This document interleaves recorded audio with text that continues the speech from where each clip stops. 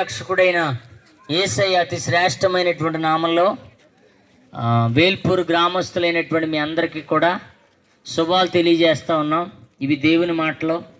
మనుషులందరికీ కూడా దేవుని మాటలు అవసరం. అంతేకాదు ఈ మాటలు విన్నవారందరికీ కూడా మేలు కలగటం ఎంతో అది ఆశీర్వాదకరం. కాబట్టి దేవుని బిడ్డలారా ఆలోచించండి. దేవునికి ఎన్నో గుణలక్షణాలు ఉన్నాయి మనకులాగే. ఏమండి, మోసం చేసే గుణం, ఏమండి, ఇంకా రకరకాల గుణాలు మనుషుల్లో ఉంటాయి కదా. కోపం అండి బాగా ఎక్కువ మా అబ్బాయికి అని చెప్తాం కదా. అలాగే దేవునికి కూడా కొన్ని గుణలక్షణాలు ఉన్నాయి. అవి మనుషుల్లాగా మనుషులకి కీడు చేసేవి కాదు, కానీ మనుషులకి మేలు చేసే గుణాలు దేవుని దగ్గర ఎన్నో ఉన్నాయండి.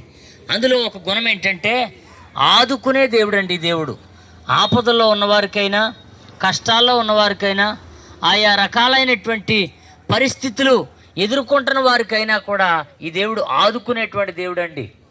ఆ దేశంలో ఒక గొప్ప కరువు వచ్చిందంట. ఎందుకు కరువు వచ్చిందనంటే, ఏమండి, తన శత్రువులైనటువంటి సిరియా ప్రజలు వచ్చండి సోమ్రోను అనేటువంటి రాజ్యాన్ని అంతటినీ కూడా వారు ముట్టడేశారంట. అంటే ఒకరు బయటికి రావటానికి కానీ, లోపల వారు బయటికి రావటానికి కానీ, బయట వారు లోపలికి వెళ్ళటానికి కానీ వీలు లేకుండా ముట్టడేశారు. ఎందుకనంటే ఈ యొక్క సిరియాని సైన్యానికి వచ్చిన ఆలోచన ఏంటంటే, వాళ్ళు ఆకలితో అయినా అక్కడ చచ్చిపోతారో, లేకపోతే ఆకలి తట్టుకోలేకైనా వచ్చి మనకు లొంగిపోతారనేటువంటి ఆలోచనతో వాళ్ళని ఆపదకు గురి చేశారండి. అవునండి, ఈ లోకంలో అపవాది సంచారం చేస్తూ ఉన్నాడు. అపవాది యొక్క పని ఏంటంటే, వాడు మనుషులమైనటువంటి మనం బాగా బ్రతికితే వాడికి ఇష్టం ఉండదు. వానికి ఏమాత్రం కూడా మనుషులు బాగుపడటం వాడికి ఏమాత్రం కూడా కిట్టదండి. అందుకనే మనుషుల్ని ఎల్లప్పుడూ కూడా కీడులోనికి, నష్టంలోనికి, ఆపదల్లోనికి, భయంకరమైనటువంటి నష్టాల్లోనికి నెట్టేస్తూ ఉంటాడండి. అందుకనే ఈ లోకంలో చాలామంది ఆ నష్టాలు లేకపోతే కష్టాలు భరించడానికి గల కారణాలు ఏమండి, వారికి ఉన్నటువంటి వ్యసనాలండి. చాలామందికి తాగుడు అనేటువంటి వ్యసనం, తాగుడు అనేటువంటి ఆ వ్యసనం ద్వారా ఆ కుటుంబం అంతా విచ్ఛిన్నం అయిపోతుందండి. ఏమండి, జోదము అనేటువంటి వ్యసనం, వ్యభిచారం అనేటువంటి వ్యసనం, ఈ వ్యసనాలన్నింటి వలన మనుషుని యొక్క జీవితం ఏమైపోతుందనంటే వారితో పాటు వారి కుటుంబం కూడా ఎంతో నష్టాన్ని భరించాల్సిన పరిస్థితి వస్తుందండి. అందుకనే ఆ యొక్క శత్రువులు వచ్చి ఆ దేశాన్ని అంతటినీ కూడా ముట్టడి వేశారు. ఇక రాజుగారు కూడా ఏం చేయలేనటువంటి పరిస్థితి అండి. అలాంటి సమయంలో రాజుగారు అంటున్నాడు, ఇక్కడ దేవుని సేవకుడు ఉన్నాడు కదా, వాడిని చంపేస్తే ఈ నష్టమంతా తీరిపోద్ది అంటున్నాడు. ఏమండి, మనుషుల్ని చంపితే కష్టం నుంచి, ఆపద నుంచి బయటపడతామండి. కష్టం ఇంకా ఎక్కువ అవుతుంది. కానీ అందుకనే తింగర ఆలోచనలు చేయటం వలన ఆ రాజుకి, ఏమండి, ఆ రాజు ఒక దూతను పంపించి, ఏమండి, రేపు ఈ సమయానికి అతని తల అతని మెడ మీద ఉండదు అనేటువంటి ఒక గొప్ప ఆజ్ఞని ఇచ్చి ఆ దూతకి చెప్పమని పంపించాడండి. ఎప్పుడైతే పంపించాడో అతన్ని వచ్చిన వెంటనే ఆ తలుపులు మూసేశారండి. తలుపులు మూసేయగానే చూడండి, మరొక సమయంలో ఆయనే వచ్చి స్వయంగా అక్కడ నిలబడితే ఆ సేవకుడు అంటున్నాడు, ఏమన్నా తెలుసా, నీ వల్లనే ఈ ఆపద వచ్చింది, నువ్వు చేసినటువంటి అక్రమాల వల్లనే ఈ ఆపద ఈ ప్రజలకు చుట్టుకుంది.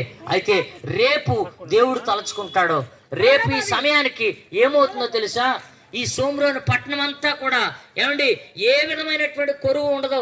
ఎందుకనంటే దేవుడు కలగజేసుకున్నాడు అని అనగానే మొత్తానికి అక్కడ అందరూ ఆశ్చర్యపోయారండి.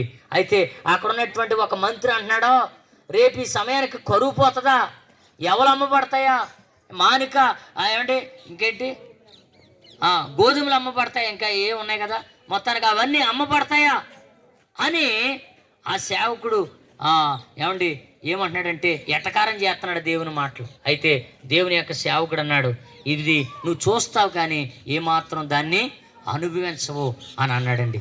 అన్నట్టుగానే ఆ సమయానికి దేవుడు అన్నీ క్లారిటీ చేశాడండి. ఎలా దాన్ని క్లియర్ చేశాడనంటే, ఒక ఆ కుష్ఠరోగుల వలన ఆ యొక్క సమస్యను అంతటినీ కూడా పరిష్కారం చేసి ఆ దేశాన్ని ఆదుకున్నాడండి. ఈరోజు దేవుని బిడ్డలారా, ఏమండి, ఈ మాటలు ఎందుకు చెప్తా ఉన్నామనంటే, ఈ దేవుని ఆశ్రయించే వారికి ఎలాంటి పరిస్థితుల్లో ఉన్నా కూడా, ఏమండి, ఎలాంటి గడ్డు పరిస్థితులు ఎదుర్కొంటున్నా కూడా ఈ దేవుడు ఆదుకునేవాడండి. ఆయన కలగజేసుకుంటే ఆయనకు మొరపెట్టేటువంటి వారందరి విషయంలో కూడా దేవుడు అద్భుతాలు చేస్తాడు. ఊహించని కార్యాలు చేసి జీవితాల్ని ఎంతో ఉద్ధరిస్తాడండి. కాబట్టి ఈయన ఆదుకునే దేవుడు, ఈయన దగ్గరకు వచ్చిన వారందరినీ కూడా ఆదరించేటువంటి దేవుడుగా ఉన్నాడు. దేవుడి మాటలు దీవించి మిమ్మల్ని అన్ని ఆపదల్లో నుంచి విడిపించి ఆ నరకం నుంచి కూడా తప్పించి ప్రభు పరలోకానికి మిమ్మల్ని చేర్చునుగాక. ప్రార్థన చేద్దాం. కృప కలిగిన తండ్రి, దయగలిగిన రాజా, నీకు వందనాలు. స్తుతులకు పాత్రుడా, స్తోత్రార్హుడా, నీకు వందనాలు, స్తుతులు, స్తోత్రాలు ప్రభువా.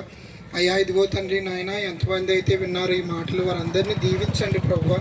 ఇదిగో 2 కుష్టి రోగులను బట్టి ప్రభు ఒక దేశాన్ని నువ్వు కాపాడావు నాయన. అయ్యా ఇదిగో తండ్రి ప్రభు మాకు ఆధారమై ఉన్న దేవుడవు నాయన. మిమ్మల్ని ఆశ్రయిస్తే ప్రభు మా యొక్క ఇబ్బందులు తీరుతాయని, మా ఇరుకులు తీరుతాయని, మేము ఏ స్థితిలో ఉన్నప్పటికీ కూడా ప్రభు మమ్మల్ని మీరు ఆదరించే దేవుడని, మీరు మాకు మేలు చేసే దేవుడని మీరు మాట్లాడారు ప్రభు. అందుని బట్టి నీకు వందనాలు, స్తుతులు, స్తోత్రాలు ప్రభు. ఈ మాటల ద్వారా ఎంతమంది అయితే ఆదరించబడ్డారో వారందరినీ మీరు ఆదరించండి, మేలు చేయండి నాయన. వాళ్ళ కుటుంబాలని దీవించి ఆశీర్వదించమని నజరుడైన యేసుక్రీస్తు నామం పేరట అడిగి వేడుకొనుచున్నాం తండ్రి, ఆమేన్.